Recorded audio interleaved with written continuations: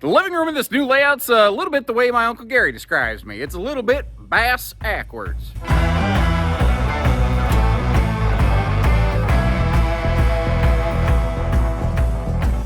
Hey everybody, Josh the RV Nerd of Bish's RV down here at Grand Design today, getting a look at their newly updated front living. This replaces the old, I think it was called a 370. This new model does it what I call Missy Elliott style. It'll roll it over, flip it, and reverse it. It flips the living room around to kind of almost be like backwards, but I like it like this. Maybe because I see the same thing all the time. I like it when something is done a little bit differently. It actually reminds me of one of my very favorite front living room models. Now, this is a 5-slide fifth wheel, and reflections are what historically would be called mid-profile, but mid-profile and full profile don't mean what they used to. This is something where maybe you're not looking for over-the-top insane luxury features. You want all thriller, no filler. The reflection does some really nice stuff. I actually really like that they don't put a skylight in the shower because it's one less leak point on the RV. And with the bathroom on the lower deck of this fifth wheel, the headroom in it is just absolutely phenomenal. Of course, you got the double air conditioners to help keep you cool. You have 370 watts of solar up on the roof with a 60 amp controller, meaning if you want to expand on that even further, you could, to help offset more of that 12 volt DC compressor fridge when you are, say, like off-gridding it. These generally have pretty respectable holding tank capacities. Of course, auto leveling, we have enclosed underbelly, holding tank heaters, forced air heated belly. Very solid tires and suspension on this, but also anti-lock safety braking. So if you get into a emergency panic scenario going down the road, the RV is going to be very inclined to follow you wherever you go, so that you don't have to like think about stuff. It's just a little bit better that way. But like any RV, it's got a couple hitches in its giddy up. I'm going to show you where it shines and also maybe where it doesn't, so you can decide if it's the right one for you or not. And if you appreciate that fair way of going about this, hit that subscribe button, like our video, and as we go today, leave me a couple of notes. Let me know where they nailed it, where they failed it, what you like, and if you could make 1 or 2 changes to this with a magic wand, what would they be? And don't get me wrong, this is not a small RV by any stretch of the imagination, but in the world of front living room fifth wheels, this is considered a smaller front living room, so I guess it's all about perspective now, isn't it? Now, this is, not equipped to, like, say, the trim package of something like a Solitude, where I think when you think front living fifth wheel, you more often think of, like, that big, giant monster class of fifth wheel. But it's doing a lot of the really more important things without going over the top with maybe just visually aesthetic fluff stuff that adds a lot of weight and dings the price tag. One thing that is really cool about this, the way they did this design is, yeah, you've got a campsite slide over here, potentially fighting into some awning space, but it also, on the inside of the RV, gives you absolutely phenomenal window coverage. Now, both entry doors are treated the same. They both have stable steps. They both have privacy shades built right into the door. That is one of those things that it's actually kind of funny. Reflections, technically, Big Brother influence actually doesn't even include the privacy shade in the door. It's one of the personal little nitpicks I have with the Influence family. Now, one thing I want to mention, you look at a lot of front living rooms, and one of the pieces of feedback that I've had quite often over time recording these things is, can I swap one of those sofas out for a desk or something like that? The answer is basically no. Because if you notice, well, at least not a comfortable one, the sofa isn't actually all the way down to the floor because there's upper deck structure beams that it's floating over. I'll give you a better look at that when we get outside the RV. So you wouldn't have anywhere to put your legs if you tried to do that. But as you can see, this thing pivots around and faces the other direction, which seems a little bit odd to some people, but we're going to get there in just a minute. They treated the front of this interestingly. These big side stands next to the sofa are full-on storage trunks on both sides. I'll give you a look at those opened up in just a minute. I don't see USB plugs. I see some household plugs right there. It would be nice to have some Oh, I'm stupid. There's USB plugs up here. They're actually not in a bad location. They're built right into the cup holder of the sofa. You've got a USB Type A plug on either side of this thing. Now, that's not a higher power Type C, but if you need a Type C adapter, you've always got the household plugs over there behind you. Again, great window coverage all the way around here. No front windshield on this one, though, because it would be behind you, basically giving you a suntan on the back of your neck, which not everybody is all excited about. Now, this is not a cuddle-compliant theater seat. It does have a fixed hard armrest in the middle, so this is one that gives you some individual kind of seating comfort, which my wife prefers, because this is going to be hard to imagine, I'm sure. I'm rather smothery at times. And as I'm sure you've already realized, you have a power televator putting the television straight across from that theater seat. Now, it doesn't pivot left and right. So, depending on where you're sitting, it may not necessarily always be an ideal viewing angle on this for you. Actually, let me slowly, so I don't make you motion sick, slide over there. That, by the way, is a TCL Roku Smart TV. You got the electric space heat and Tootsie Toastin' quote fireplace down below, and you do have a big old vent fan up here, so if you want to keep some air swirling around in this sucker, it's actually not too bad. Now, I'm sitting over here on the sofa. I'm not as close to the TV as I possibly could, certainly, but it's not terrible. For guests or for just kind of lounging, I could still make that work. Now, they're very good about not putting heat vents in the floor of Grand Design RVs wherever they possibly can. Which means in the cold wintertime, if you are camping, the floor is going to be a little bit colder. But one thing that I really want to stress is I'm not a big believer in this, quote, 4 seasons RVing thing. Oh, that explains it. Sorry. Squirrel! I'm sitting over here at the theater seat showing you television, and my butt was on fire, and I couldn't figure out what was going on. Apparently, I bumped the heating element and the heat massage recliners. They're not power recliners. They are manual ripcord style, but that heating element is no joke.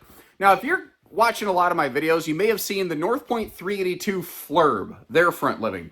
And it actually has televisions on both sides of the televator so you can watch down in the kitchen. Some people don't care about that. But if you do want a TV down here, one of the things that they have done is they have basically prepped this wall. If you want to mount a TV on the wall over here, you could for kitchen purposes, or you could freestand a TV or whatever because the hookups are over there on the left. If nothing else, you've got power outlets on the right and left sides of this kitchen, so that's a very handy little appliance space. And did you notice that light kick off? You actually have a handy dandy little motion light right here, which is very cool. Now, the TV's in the way, so pardon me as I get that put down and I bump us over into the realm of wide-angle television mode here to get you some footage of that sucker. You've got dual opposing hide-to-bed sleeper sofas here.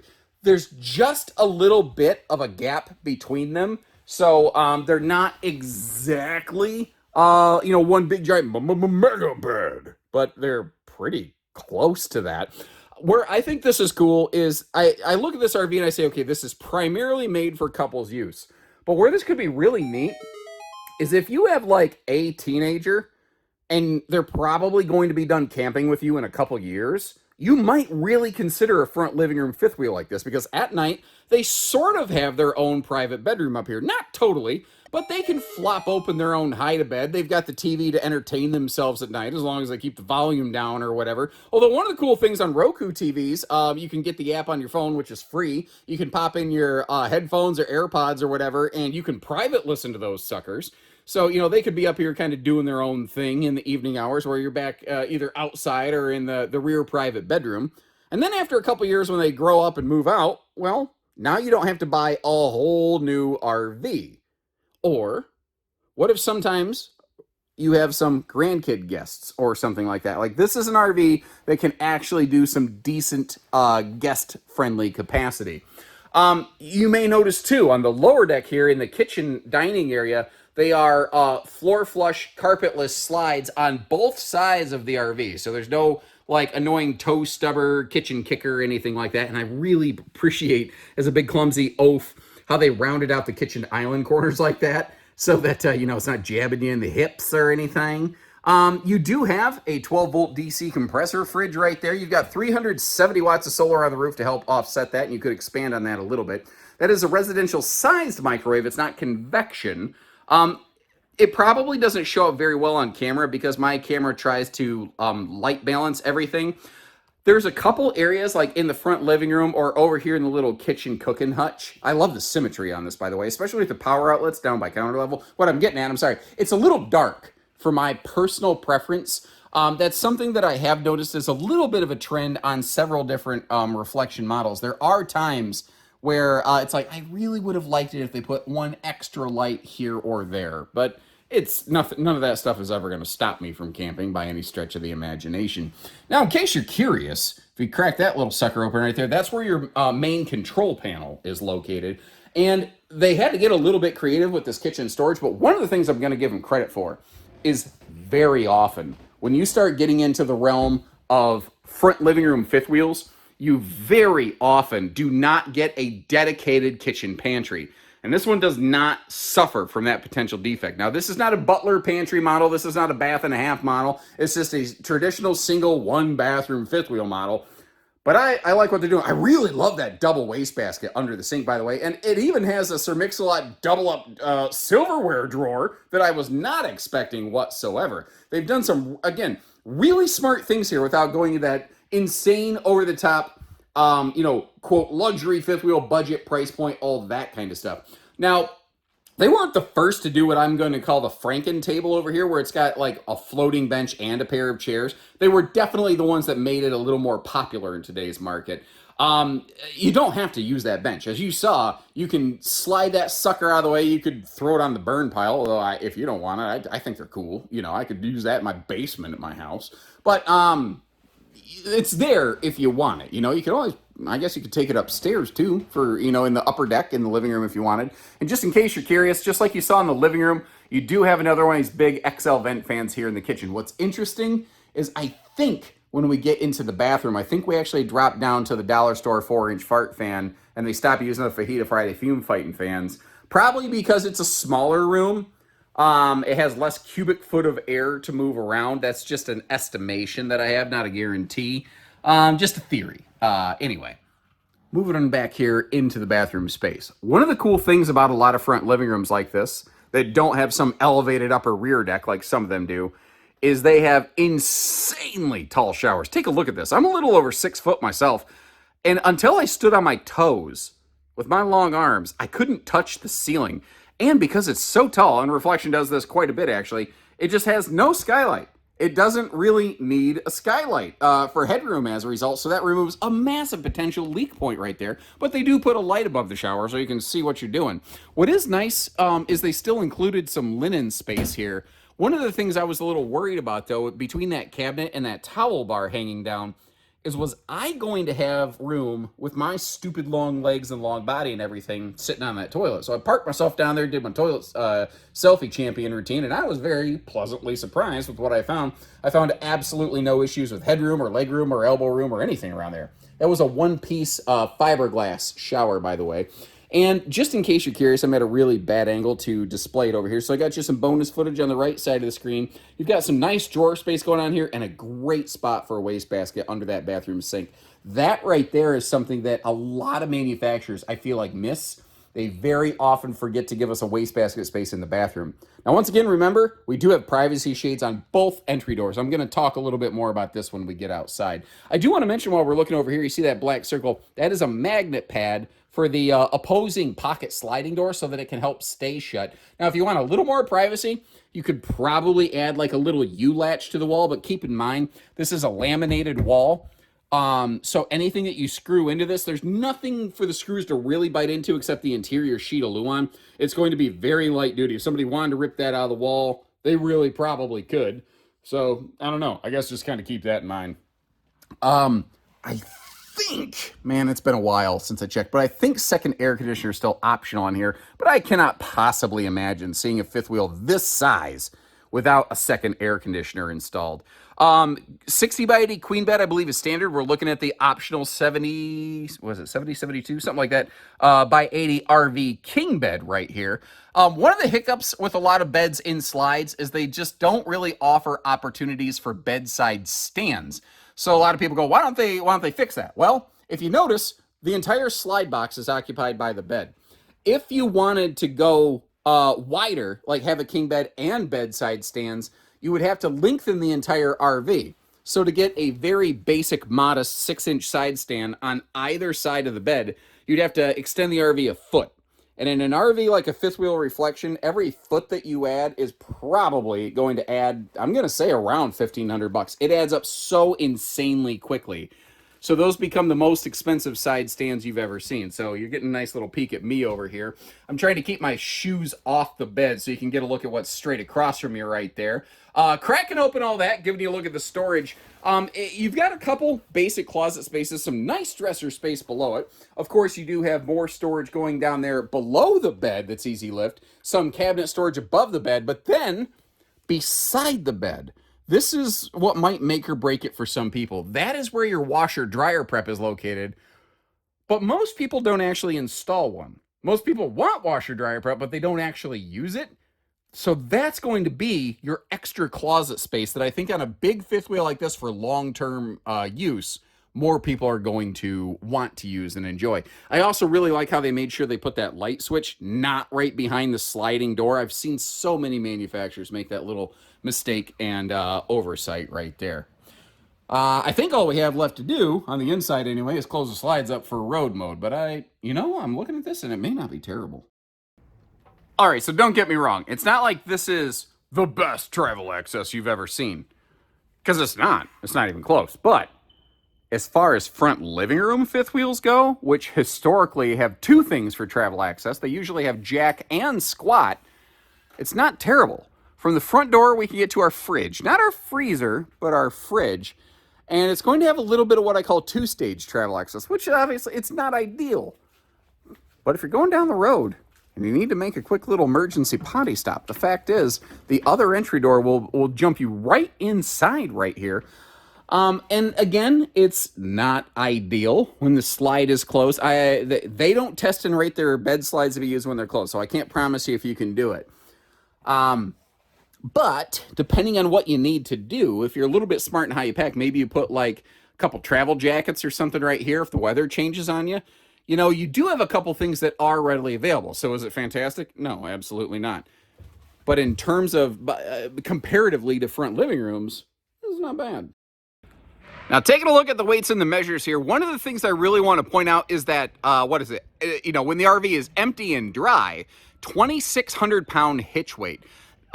That's probably going to be your single biggest delimiting factor when it comes to selecting a safe tow vehicle for this, because there's a lot of not a lot of RVs that could, God bless America, I am such an idiot. There's a lot of vehicles that can handle the towing weight of this, but hauling the hitch weight with cargo and with occupants in the vehicle, that's where it gets a little bit squirrely. So, I need to brush up on what like heavy duty 3/4 tons are capable of.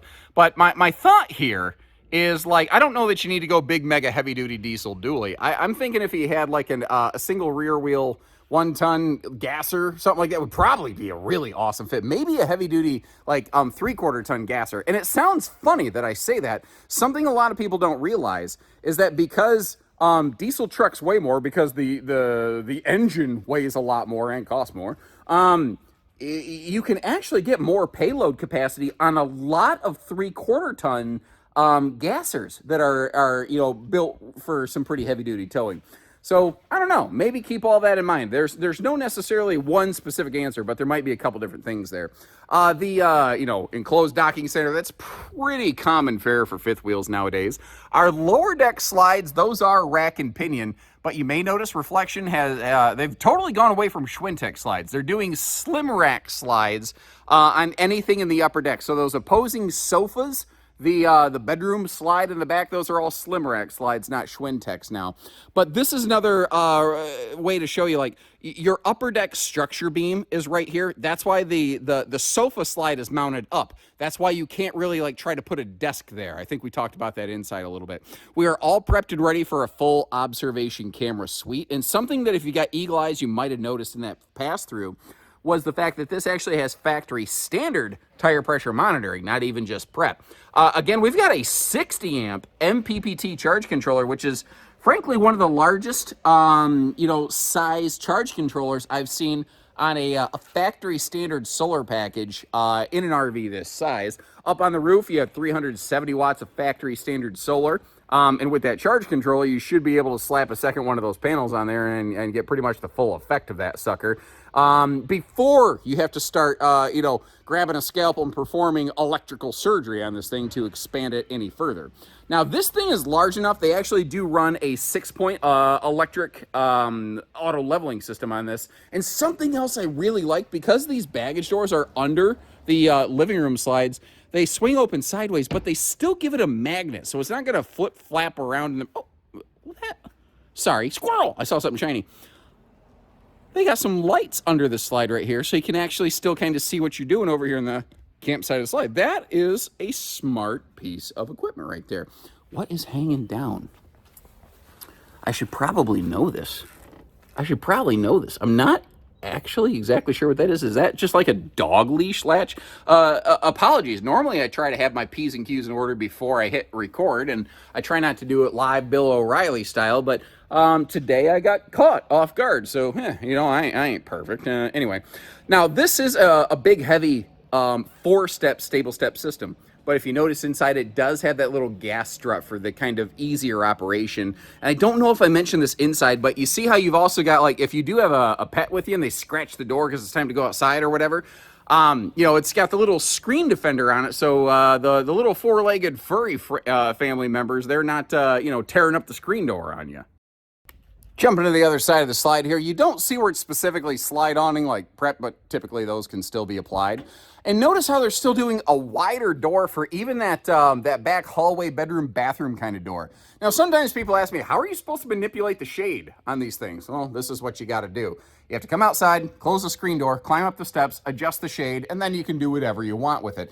And that sounds like a lot of steps, but in my experience, people tend to get that shade set where they want it, and then they leave it alone. That's just all they really tend to do with it. Now, I notice this is a triple step, not a quad step back here, which means that first step is a little bit longer. That's interesting. Goodyear Endurance radials. Again, tire pressure monitoring is standard on these. You've also got the MORryde shock dampening CRE 3000 suspension system. If you don't know what that is, it's a rubber shock dampener. CRE 3000 means compression rubber equalization. With 3 inches of travel. That's what all that jiggity jargon means right there. We have a 300-pound rated ladder on the back, which is 50 pounds more than they are required by the RV codes. They only have to make that 250 pounds normally, so they're building some extra structure and bulking up on that right there, which is awful kind of nice. Down below, you also have a 3,000-pound towing hitch with a 300-pound vertical limit on it. The only real difference between a 300-pound accessory hitch and a 3,000-pound towing hitch is the 4-way wiring harness and the little safety chain hooks right there, by the way. You also have your stinky slinky sewer tube holder back here, since the RV doesn't have a traditional bumper. And if you notice, the spare tire is undermounted over here. And I've had a lot of feedback in several different directions, so I'm still kind of confused. In your opinion, what is the best place to put a spare tire? And I, again, failed. I should have had this open. But the good news, we have the technology. What I think is nice about this storage pocket under the bed is the fact that it is compartmentalized. So part of it is dedicated outside, part of it inside. That's motion lighting, by the way. As I back up here, trying not to trip on anything behind me, we find a 60,000 BTU water heater, which means you can take a hot shower and somebody can use hot water in the kitchen sink simultaneously. And something that is really, really nicely done on this model, it is a single sewer outlet. All your tank poles and everything are right here, but you might notice how all your blade valves and everything, they are enclosed up in that forced air heated, radiant barrier protected underbelly that also has holding tank heaters for every single tank. And naturally, the big question, what's the price? I'll leave you a link in the video description where you can check pricing and availability. But keep in mind, Grand Design's pricing advertising policies, we are only able to publish MSRP. We don't sell for MSRP. We sell for a discounted price, but we're not able to publish anything but MSRP on our site. So if you want anything more specific, if you're a little more serious and a little less curious, contact our team. We can absolutely get you those figures. In the meantime, I'll see what maybe other front living rooms I can dig up and try to leave you some links to some similar things or some other reflections. I don't know. It'll be as much of a surprise to me as you by the time we get there. So take care, stay safe, have fun, and happy camping, everyone.